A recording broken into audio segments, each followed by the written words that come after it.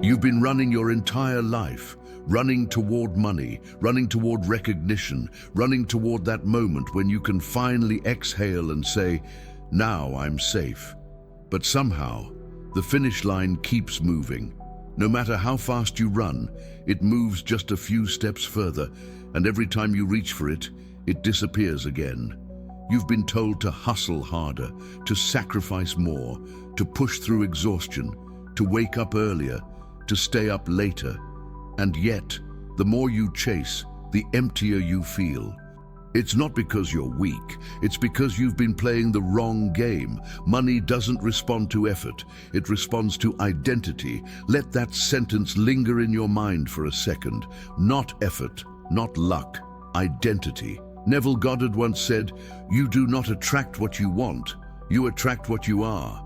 And when you finally understand that, everything you've been chasing begins to turn and run toward you. Because money, like every other form of manifestation, is consciousness in motion. It's not out there, hiding in a vault or locked behind a system. It's alive. It moves, and it always moves toward the one who feels like its rightful home. Right now, you're standing at the doorway of a reversal. A moment where everything you've been taught about success turns upside down.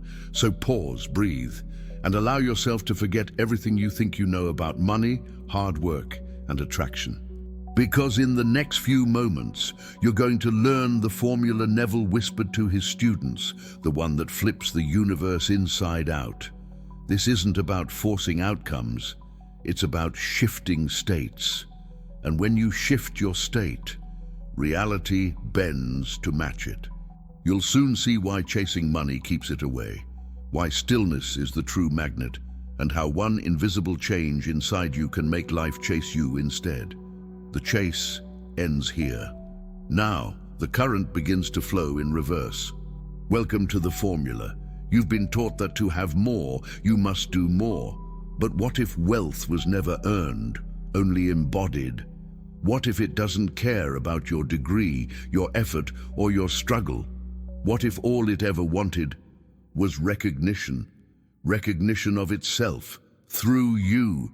Because money is not a number, it's an energy. And that energy reflects the image you hold of yourself. You are not waiting for money to arrive. Money is waiting for you to arrive, in consciousness. This is the quiet truth the world overlooks, because it's not loud. It doesn't scream for attention. It whispers in imagination, in silence, in certainty. And tonight, as you listen to these words, something in you begins to remember. A faint sense that you've always known this, that before all the noise, before all the struggle, you once lived from that effortless knowing. This series of chapters is not meant to teach you how to chase. It's meant to remind you how to be. You will not leave this the same. By the end, you will not be trying to attract wealth. You will have become the one from whom wealth cannot stay away. The formula is simple, but its simplicity hides its power. You will learn to dissolve effort, to shift identity, to persist in the unseen until the unseen becomes seen. And when that happens, the chase ends forever. Now, let's begin the journey. You were taught that work equals worth, that the harder you push, the more you deserve. That exhaustion is a badge of honor, and rest is a sign of weakness. You were told that success lives at the end of struggle, that one day, after you've suffered enough, life will finally reward you. But you've started to notice something, haven't you? The harder you try, the more resistance you meet. The more you chase, the faster it slips away. You wake up tired. You move through the day carrying invisible weight, the weight of not yet, the weight of almost, the weight of someday. And every time you tell yourself, "I'm getting closer," something deep inside whispers, "But not yet." That whisper is the echo of separation, the vibration of lack pretending to be progress. You've mistaken motion for momentum, effort for creation, chase for power. But creation doesn't happen through strain. It happens through assumption.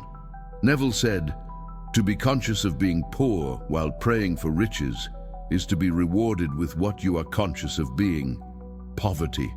That is the illusion of effort. When you chase, you tell the universe, I do not have, I am not yet, I need to move toward it. And so the universe responds with a mirror, a reflection of that same endless motion, that same chasing. You don't receive what you work for, you receive what you believe you already are.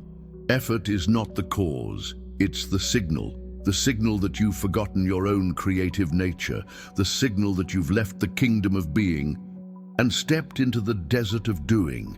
You've confused activity with alignment, but activity without identity is noise.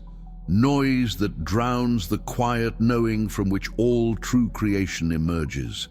You think you're chasing money, but you're really chasing yourself. You're chasing the version of you who feels free, the one who can finally rest, the one who no longer needs to prove their worth. But here's the paradox. That version doesn't appear when the chase ends. It appears when you end the chase. Close your eyes. Imagine for a moment that all effort stopped. No hustle, no fight, no striving. What's left? At first you might feel fear, the fear of losing control. But stay there. Breathe into it, because under that fear is power. Power that doesn't push, power that allows. You've been trained to believe that allowing is passive, that it means giving up. But allowing is not surrender, it's mastery. Allowing means you've stepped into a higher law, the law of identity. You no longer demand results because you already are the cause of them. When you assume wealth as your nature, you no longer try to attract it. You express it, you radiate it, and that radiation rearranges the world around you. Think of the sun. It doesn't chase planets, it simply shines and everything orbits in response. That's what happens when you stop trying to earn what's already yours. Money, opportunities, ideas, they begin to orbit you. But the ego hates this truth. It loves struggle. It needs the chase, because the chase keeps it alive. It whispers, if I stop trying, I'll lose everything. And yet, what have you gained from all that trying? Moments of pride, perhaps, followed by exhaustion. Temporary wins, followed by deeper hunger. You've mistaken resistance for progress, when progress was always meant to be effortless. The seed doesn't strain to become a tree. The flower doesn't grind to bloom. They rest in what they already are. Their growth is their nature. Yours is too. Money isn't the prize, it's the reflection, a reflection of the image you hold of yourself. And when that image changes, the reflection has no choice but to follow. This is why Neville said, change your conception of yourself, and you will automatically change the world in which you live. The illusion of effort dies the moment you remember. You are the source, not the seeker. You are the magnet, not the metal. And in that remembering, something inside you softens. Something quiet, yet unshakable, begins to rise. That is the beginning of true wealth, not the wealth you chase, but the wealth that chases you. Because once the illusion of effort fades, a new question appears. If I don't chase, what do I do instead? The answer isn't about doing, it's about being. And that's where we go next. You've spent years trying to get there. You've repeated affirmations, written goals, visualized checks in the mail. You've imagined success as something on the horizon, something that will finally arrive once you've done enough. But you've noticed it, haven't you? The more you imagine it as future, the further away it feels. Every one day becomes another not today. You don't need to chase the vision, you need to inhabit it. Neville called this the state of possession, the place where you no longer wish, no longer hope, no longer reach. You simply are. It's not arrogance, it's remembrance. You're not pretending to have money. You're remembering that you are the consciousness from which money flows. This is the secret the world misses. The moment you become it in consciousness, the outer world begins to reshape itself to match. You don't need to make it happen. You only need to stop arguing with your own power. Close your eyes for a moment. Imagine yourself as the one who already lives in complete financial ease. Don't think of numbers. Don't think of goals. Think of being. How does that version of you breathe? How does that version of you move? What thoughts never cross their mind anymore? Feel that, because feeling is the bridge between worlds. Neville said, "You must assume the feeling of the wish fulfilled until your assumption has all the sensory vividness of reality." That feeling is the signal. That's the only thing creation responds to. When you move through the day embodying that inner certainty, you no longer vibrate, "I need." You radiate, "I am." And that radiation calls everything to you, effortlessly. But here's where most people fall. They confuse feeling with pretending. They think embodying means acting as if. No. Acting as if still holds a trace of doubt. It says, "I'm not it yet, but I'm trying." The true state of possession says, "I already am." Pretending is theater. Possession is truth.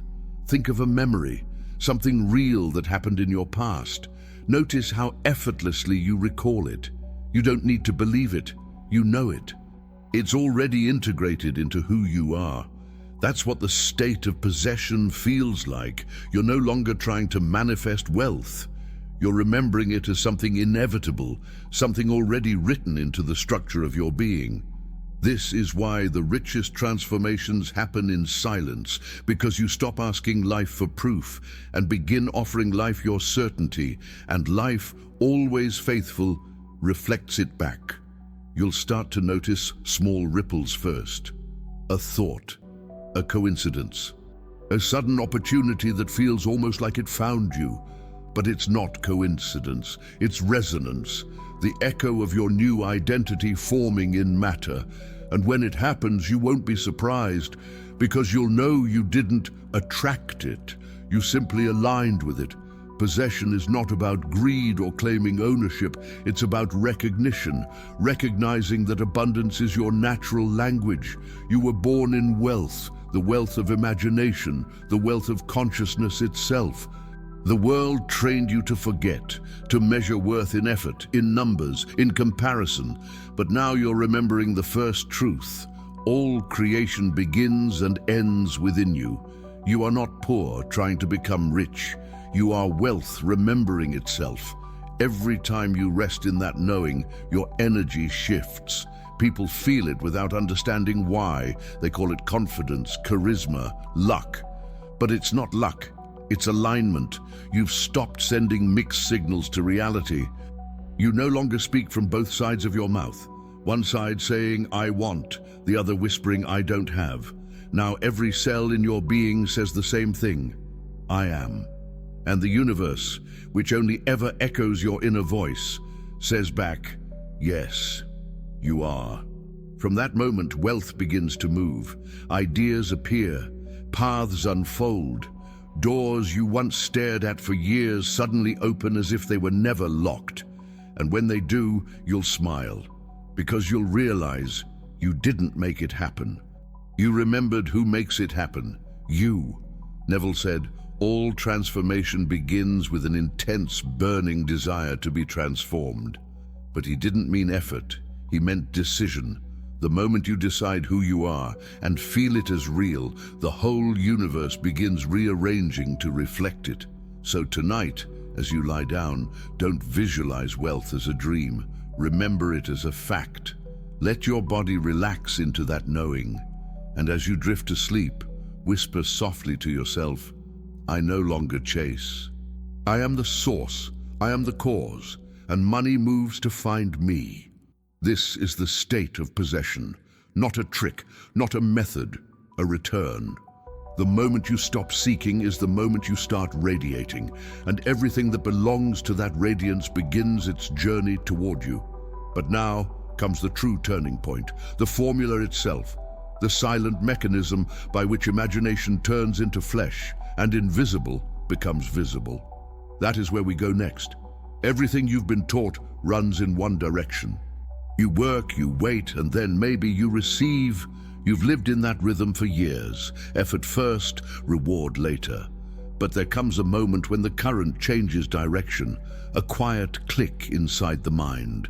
And suddenly, you realize that what you've been chasing has been following you all along, waiting for you to turn and face it. This is the formula of reversal. Neville revealed it in fragments, hidden between his lectures and letters.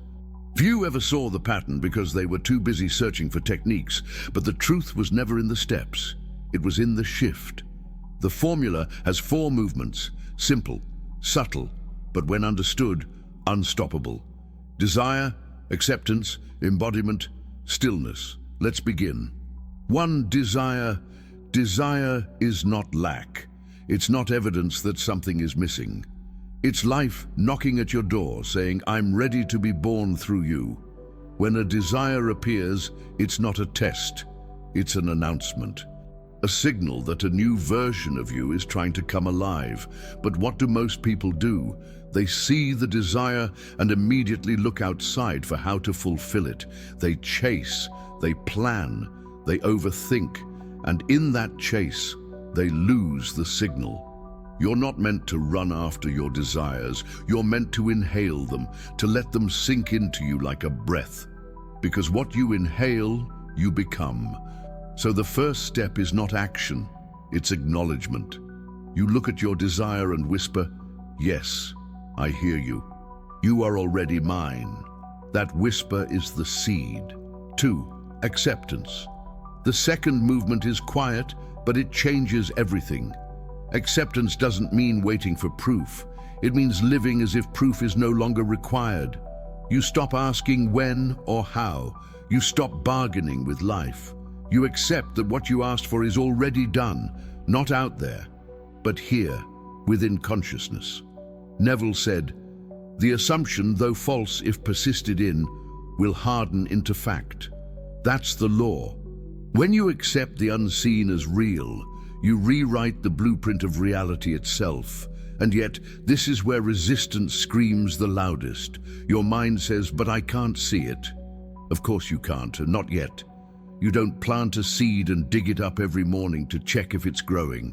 You trust the soil. Acceptance is trust. It's the moment you put the seed beneath the surface and walk away, knowing it's already becoming what you asked for. 3. Embodiment. Now comes the heart of the formula. Embodiment is the act of being the one who already has, not pretending, being. You feel the relief, the calm, the naturalness of completion. You move through your day as the one who is done. You no longer ask, "Will it come?" You ask, "How would I live, knowing it's already mine?" You stop chasing signs, you become the sign. Embodiment isn't about doing more. It's about undoing everything that contradicts your new state. Every thought of lack, every sentence of worry. You see it, and you let it dissolve. You refuse to return to the old identity because that identity no longer fits. Neville called it living in the end. The end is not an event. It's a feeling, a saturation of knowing. You don't need to convince yourself anymore. You've crossed the line. 4. Stillness. This is the final and most misunderstood step. Stillness is not apathy. It's power at rest. Once you've accepted and embodied, you stop trying to manipulate outcomes. You stop counting days, watching for evidence, doubting the process. You become still because stillness says, "It is finished." In that stillness, life starts to move on your behalf. People are positioned, ideas arrive, circumstances shift quietly behind the curtain. You might not see the movement immediately, but you'll feel a deep, almost electric calm inside. That calm is confirmation. Neville said, "Be still and know that you are." That's not poetic, it's literal. Creation completes itself in stillness. When you stop stirring the water, the reflection becomes clear. And then, without warning, the reversal completes itself. You look around and realize everything you used to chase now orbits around you. Money, opportunities, connection, they flow in as if drawn by gravity. Because the law is precise, the outer must mirror the inner. The world can only play the role your consciousness assigns it. And now, Your consciousness says, I have. This is the turning point most never reach because they can't let go of effort. They think silence means nothing is happening. But in truth, silence is the sound of rearrangement. You've stopped shouting orders at the universe and started listening to its response. That's when creation becomes effortless, because you're no longer trying to make it happen. You are what's happening. The formula of reversal doesn't require mastery. It requires trust. And trust grows each time you rest in the knowing that the invisible is more real than the visible. When you master this, you no longer need to chase anything again, because now you understand you were never meant to chase. You were meant to remember. And once you remember, everything begins to chase you. You've reversed the current, but the world will test you now. It will send reflections of your old state to see if you'll believe them. And that's where most people break, but not you. Because the next chapter reveals exactly what to do when life appears to contradict your new identity. How to hold your ground when the illusion pushes back. You've felt the shift. You've tasted the calm that comes when you finally stop chasing. You've begun to walk differently, slower, lighter, more certain. But now the world begins to move, not gently. It shakes, bills appear, unexpected problems arise, old patterns return like ghosts knocking at the door. And suddenly doubt creeps back in. You start to wonder, did I imagine too much? Did I believe too soon? Was any of this even real? This is the test, not a punishment, not karma, a test of persistence. Neville said, all transformation is accompanied by a period of confusion. That's the crossing of a bridge between two worlds. You're crossing that bridge now, and the bridge shakes, because the old reality is collapsing under your feet. You're being invited to stand still while the storm rages around you, because the moment you stand still, you prove to the universe that your new identity is real. It's easy to feel wealthy when money flows. It's easy to feel loved when love surrounds you. But the true test is this: can you feel wealthy when the world says you're not? Can you stay calm when the evidence disappears? If you can, you've won. Because the outer world is always one step behind the inner. What you see right now is the echo of your past state. The current moment is a photograph of your old assumptions. You're not looking at what is, you're looking at what was. The mind doesn't like this truth. It wants proof now. It wants instant confirmation that the shift worked. But proof is a mirror. It can only show up after the change is complete inside you. So when the outer world pushes back, smile. Because that resistance is the surest sign that your old state is dying. The storm isn't the problem. The storm is proof that the sky is clearing. You are not being punished. You are being purified. Still, you'll feel it, the pull to go back. The urge to hustle again, to fix things, to make something happen. That's the ego's last attempt to survive. It whispers, do something, anything. But deep down, you know, you've done enough. The new state doesn't need panic. It needs trust. The outer world will try to bait you into reacting. Ignore the bait. Let the storm perform its drama. You are not the storm. You are the silence beneath it. Neville said, persist in the assumption, and it will harden into fact. That word, persist, doesn't mean struggle. It means stay faithful. Faithful when it's dark. Faithful when it looks impossible. Faithful when every voice around you says you're delusional, because faith isn't believing in spite of evidence. It's believing until evidence. You're not being tested for endurance. You're being trained for sovereignty. The world wants to know, do you command reality, or does reality command you? You've chosen your answer.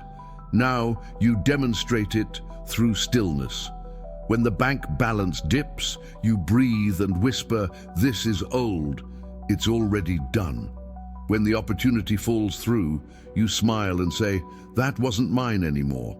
Every reaction is a vote. Each time you choose peace over panic, you vote for your new identity, and reality counts every vote. Eventually, something begins to happen.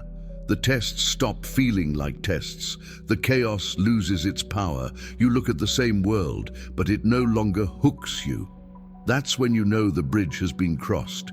You've become stable in the new state. The reflection has no choice but to follow, and it will subtly at first. A message, a call, an unexpected opportunity, small signals that whisper, it's working. But you won't chase them anymore, because now you understand. You don't need to. Everything that belongs to this new identity must arrive. That's law. You don't force it, you allow it. So when the outer world tests you, thank it. It's not trying to break you, it's trying to confirm you, because every storm ends, every echo fades, and when it does, the new reality you once held in imagination solidifies around you like a sunrise that cannot be stopped. You'll wake one morning and realize the test was never about the money. It was about memory. Could you remember who you are when everything seemed to say otherwise? You did, and that remembrance is your true wealth. Now that you've held your ground, you're ready for what comes next. The magnetic state where money, ideas, and people begin to flow toward you effortlessly. It's not luck, it's resonance, and once you reach it, you never go back.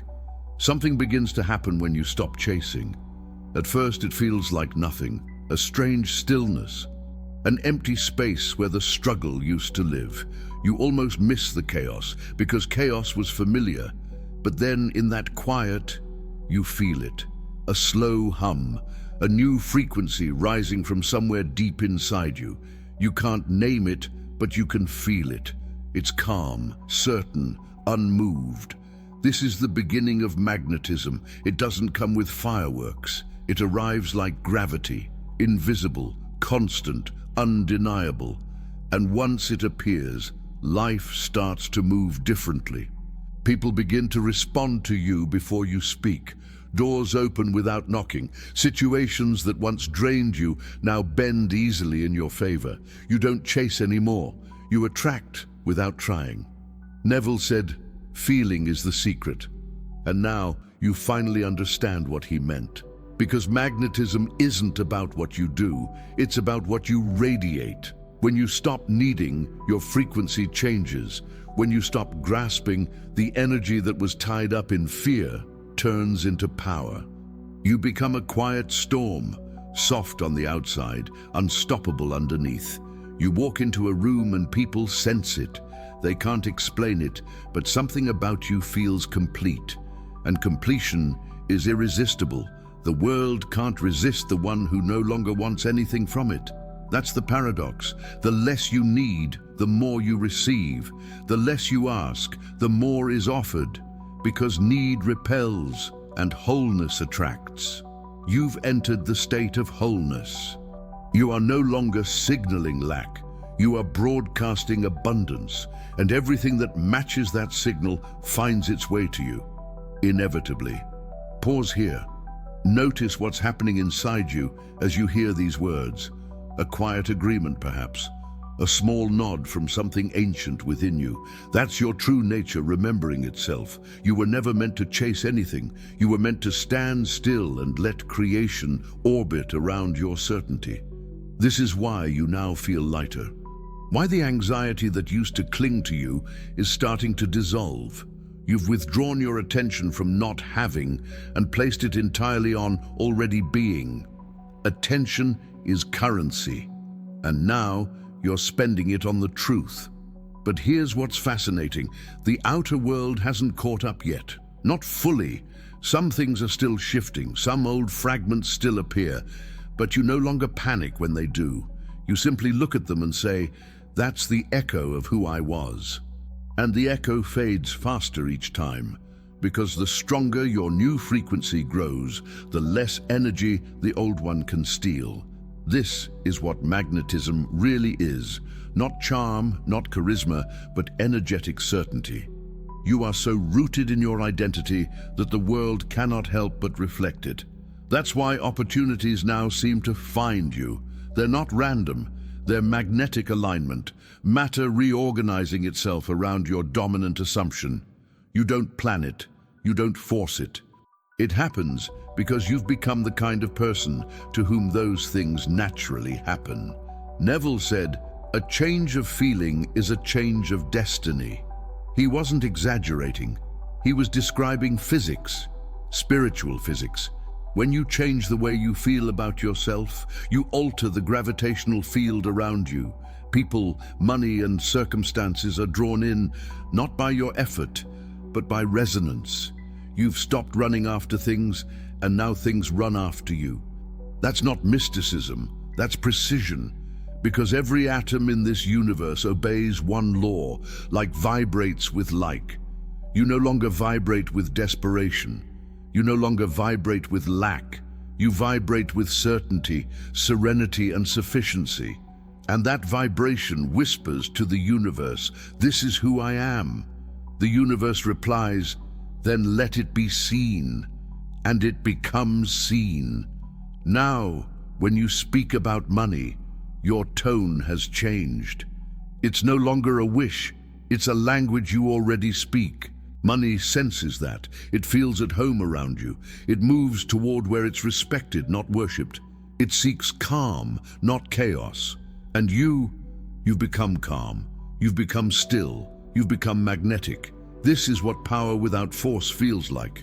No anxiety, no overthinking, just quiet knowing. Your energy says everything for you. You've crossed the invisible line where reality starts to cooperate effortlessly.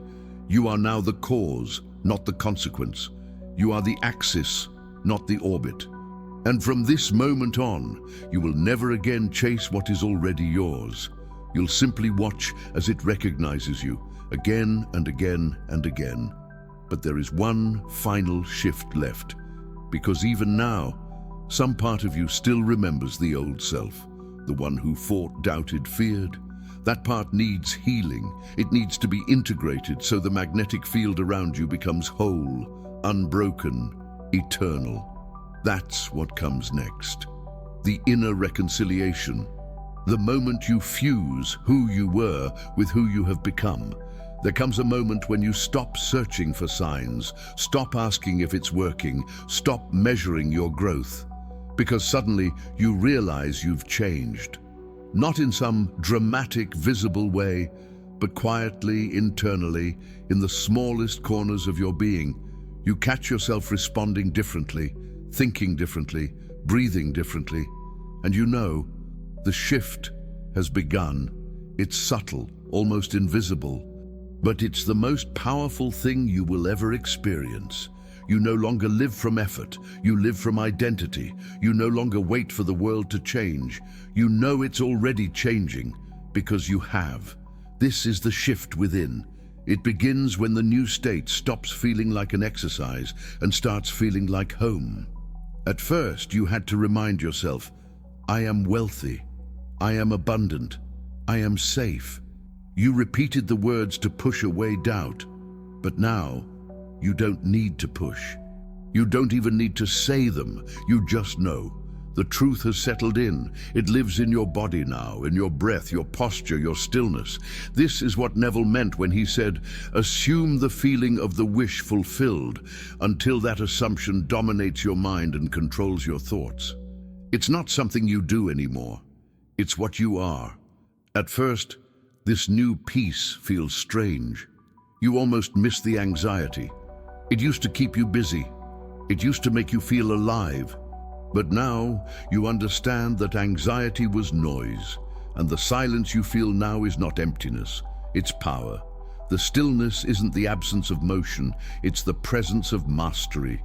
You've turned inward and discovered the one who was always creating, quietly, effortlessly, through every assumption you ever held. You don't need to force imagination anymore. You simply live from it. You move through your day, not as someone trying to manifest, but as someone observing how their imagination is constantly unfolding around them. You start to notice patterns, small reflections of your inner world appearing in casual moments. Someone uses a phrase you said to yourself last night. A situation you imagined plays out almost word for word. It doesn't surprise you anymore.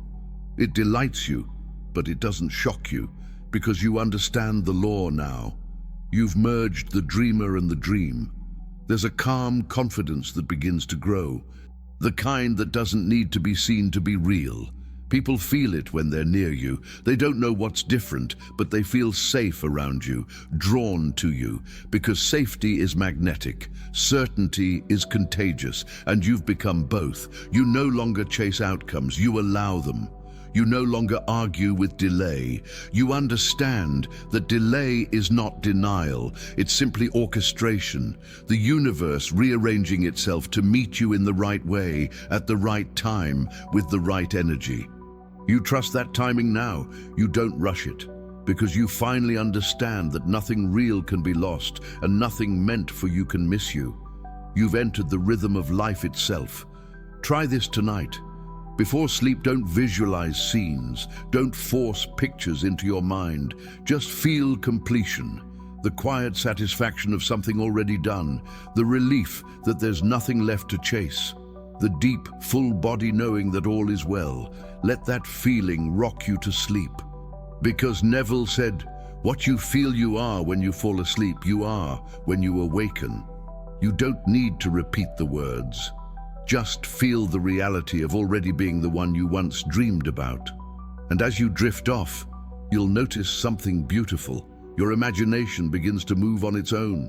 It paints scenes of ease, abundance, connection. It fills the silence with completion. That's the shift fully taking root, when the subconscious accepts your new self as the only truth. From here, everything changes. The inner no longer asks permission from the outer.